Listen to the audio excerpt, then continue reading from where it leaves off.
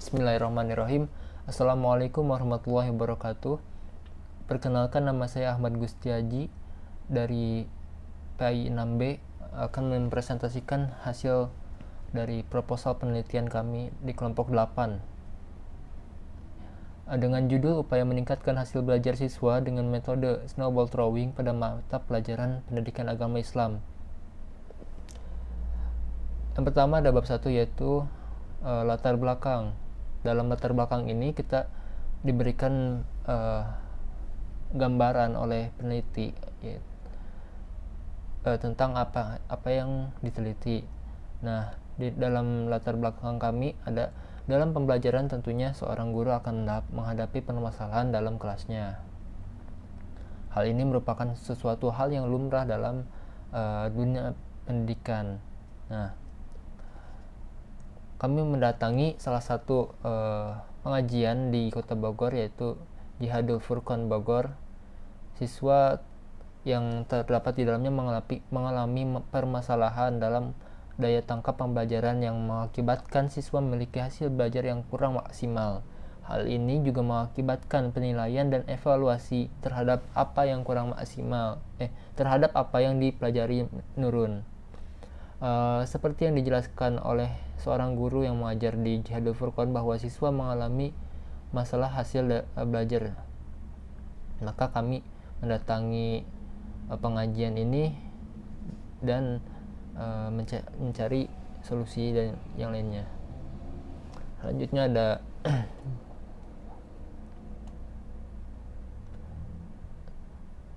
rumusan masalah.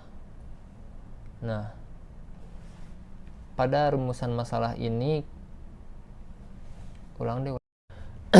nah, yang selanjutnya itu adalah rumusan masalah. Rumusan masalah itu adalah masalah-masalah yang kita rangkum, yang ada di pengajian Jihadul Furqan yang kita rangkum.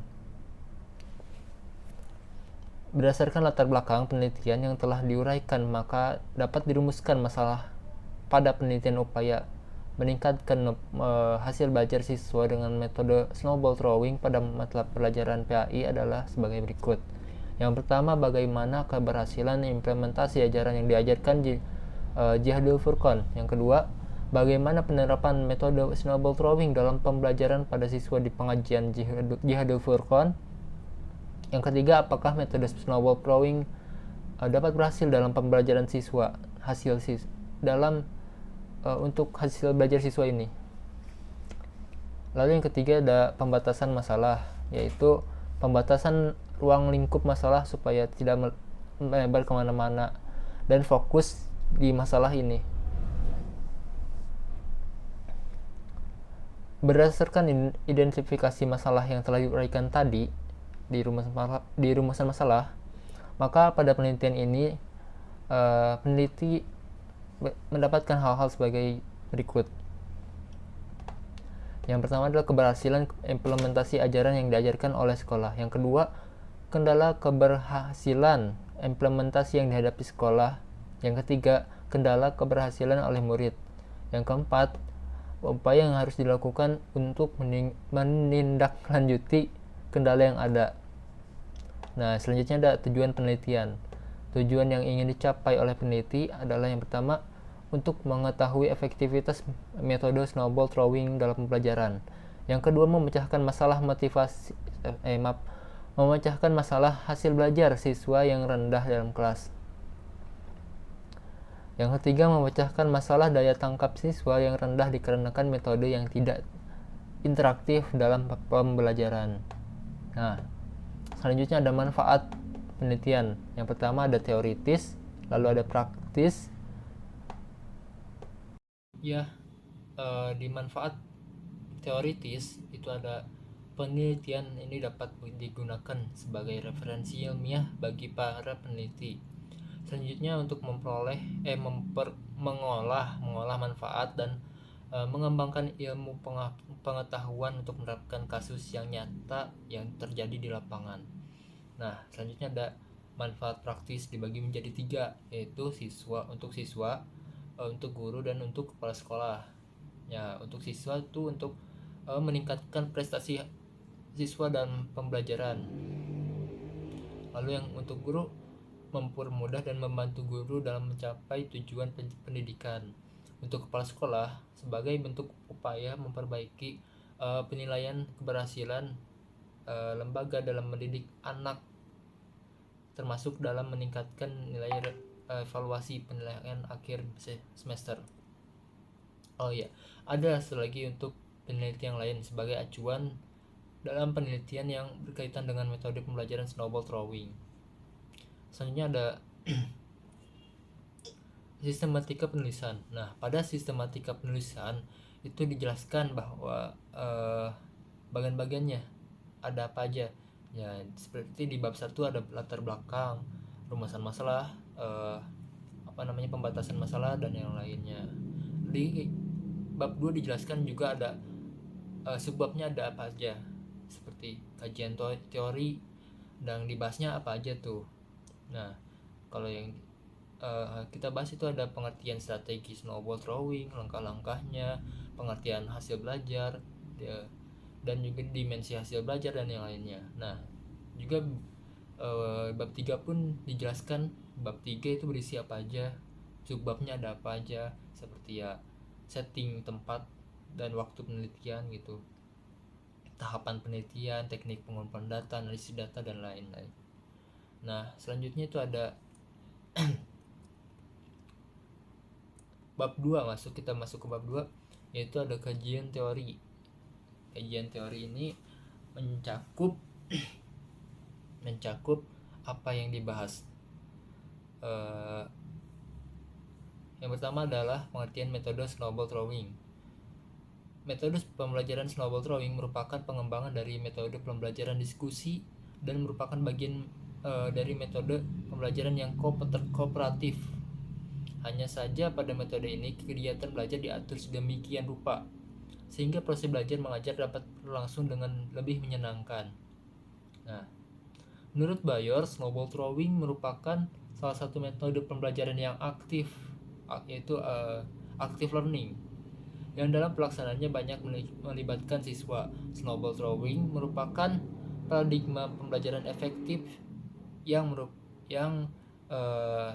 direkomendasi oleh UNESCO, yakni belajar mengetahui, learning to know, belajar bekerja, learning to do, belajar hidup bersama, learning to live together, dan belajar menjadi diri sendiri, learning to be. Ada juga menurut Jumanta Hamdayama yang menjelaskan bahwa model pembelajaran snowball throwing merupakan model pembelajaran yang membentuk siswa dalam beberapa kelompok heterogen. Masing-masing kelompok menentukan ketua kelompok untuk menerima tugas dari guru.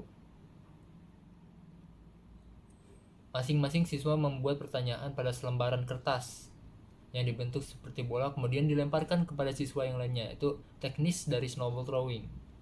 Lalu nanti siswa yang mendapatkan kertas itu dia harus menjawab pertanyaan yang ada dalam kertas yang sudah dilipat dilipat menjadi bola itu.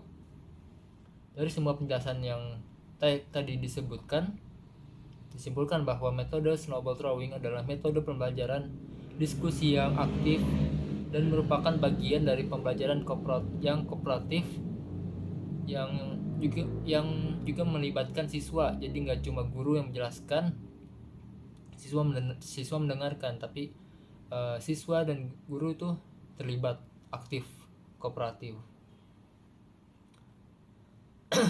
Selanjutnya ada langkah-langkah melakukan metode pembelajaran snowball throwing.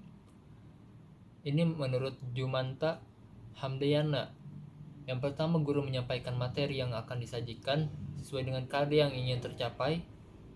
Guru membentuk siswa berkelompok lalu memanggil masing-masing ketua kelompok untuk memberikan penjelasan tentang materi. Kelompok dibuat oleh siswa. Nah, nanti dipilih oleh siswa itu, dipilih ketuanya. Ketuanya disuruh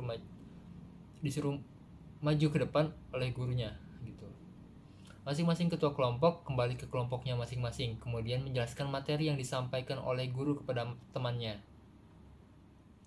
Lalu ada kemudian masing-masing siswa diberikan satu lembar kertas kerja untuk menuliskan satu pertanyaan apa saja yang menyangkut materi yang sudah dijelaskan oleh ketua kelompok. Kemudian, kertas yang berisi pertanyaan tersebut dibuat seperti bola dan dilempari dari siswa dari satu siswa ke siswa yang lain selama 5 menit. Nah, itu harus dijawab dari kertas-kertas itu.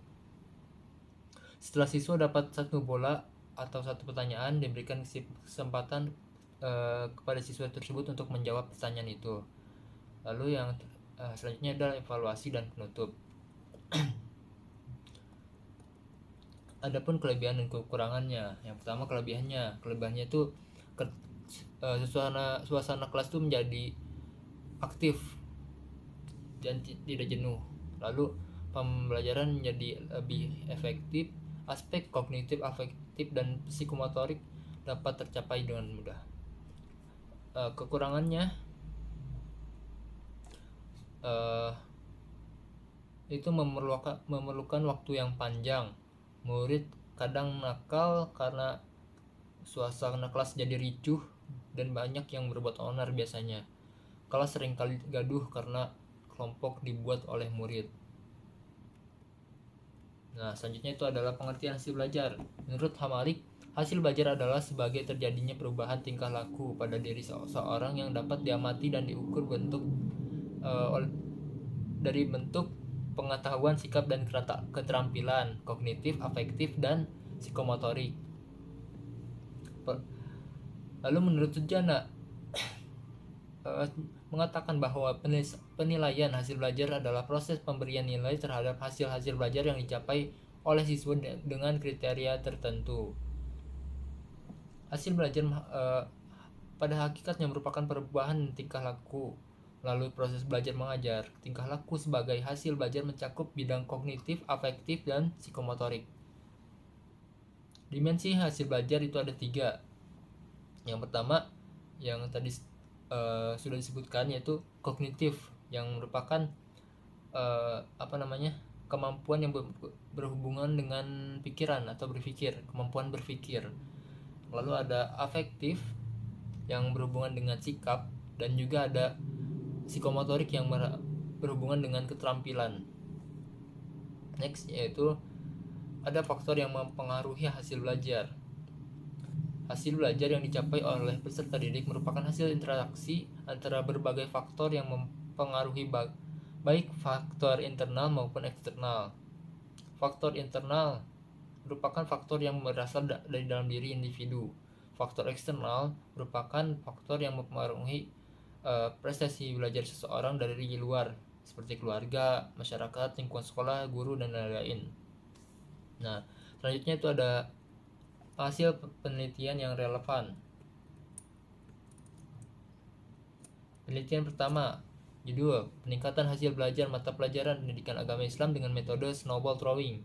Metode penelitian itu PTK atau penelitian tindakan kelas. Masalah dalam penelitian, data nilai merupakan hasil pembelajaran yang berlangsung di mana guru dominan dalam pembelajaran, sedangkan peserta didik cenderung pasif. Hasil tersebut dapat diketahui bahwa rata-rata nilai harian PAI siswa kelas 5 SD negeri hanya 64,707, sedangkan KKM-nya 70%. Jadi hasilnya menunjukkan ketuntasan belajar siswa secara klasikal perlu ditingkatkan. Dengan salah satu caranya adalah dengan menerapkan metode snowball throwing ini. Yang kedua, judulnya meningkatkan minat dan hasil belajar peserta didik dengan menggunakan metode pembelajaran snowball throwing melalui taksonomi Bloom. Masalah dalam penelitian, peserta didik yang pasif serta malas tahu akan kehadiran guru di dalam kelas, serta peserta didik belum dapat memaksimalkan kegiatan belajar dengan model pembelajaran yang diterapkan. Suasana gaduh yang ditimbulkan dari penerapan model pembelajaran tersebut membuat guru pada awal-awal pertemuan sangat kelelahan menghadapi peserta didik yang seperti itu. Banyak peserta didik yang tidak tuntas mencapai nilai KKM, dan menurut pengamatan hal tersebut sebanding dengan minat peserta didik yang dapat dilihat dari aktivitas peserta didik. Metode penelitiannya itu ada PTK atau penelitian tindakan kelas. Hasil penelitiannya, Dengan menggunakan metode atau model pembelajaran snowball throwing melalui taksonomi Bloom menunjukkan adanya peningkatan terhadap minat dan hasil belajar peserta didik. Peningkatan minat peserta didik dapat ditinjau dari hasil data respon peserta didik dan hasil observasi aktivitas peserta didik. Sedangkan hasil belajar dapat dilihat dari hasil tes yang diberikan peneliti di akhir siklus. Yang ketiga, ada penelitian dengan judul penerapan metode snowball throwing pada mata pelajaran pendidikan agama Islam dalam meningkatkan hasil belajar siswa kelas 7 Sekolah Menengah Pertama Negeri 7 Sorong-Langun. Masalahnya dalam penelitian adalah guru kerap didapatkan mengalami kekurangan pengetahuan dan mengalami kekurangan dalam menguasai teknologi informasi dan ilmu yang berefek pada pembelajaran. Hal ini menghambat akan terlaksananya metode snowball throwing. Metodenya adalah penelitian tindakan kelas atau PTK. Hasil penelitian keberhasilan dan kualitas belajar siswa tergantung pada bagaimana guru mengelola pembelajaran dengan baik, termasuk dalam menggunakan metode yang digunakan saat pembelajaran. Dari beberapa siklus yang sudah peneliti lakukan, hingga pada akhirnya dengan keterangan tersebut, peneliti dapat mengambil kesimpulan bahwa dengan penerapan pembelajaran menggunakan metode snowball throwing dapat meningkatkan hasil belajar. Selanjutnya ada kerangka berpikir. Pada penelitian ini menggunakan kerangka berpikir. Urutannya ada perencanaan, tindakan, observasi, refleksi, perencanaan, tindakan, observasi, dan refleksi. Hipotesisnya adalah penerapan snowball throwing dapat meningkatkan hasil belajar siswa di pengajian Jadul Furqan Bogor.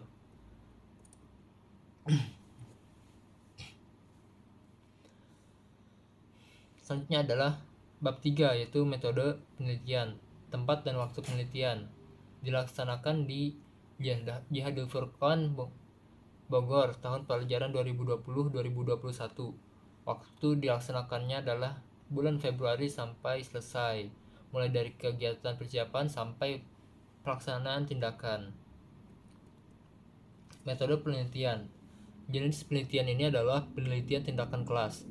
Dengan menggunakan pembelajaran model snowball throwing, penelitian ini dilakukan dalam upaya meningkatkan hasil belajar siswa di Jihadul Furqan Bogor pada mata pelajaran pendidikan agama Islam.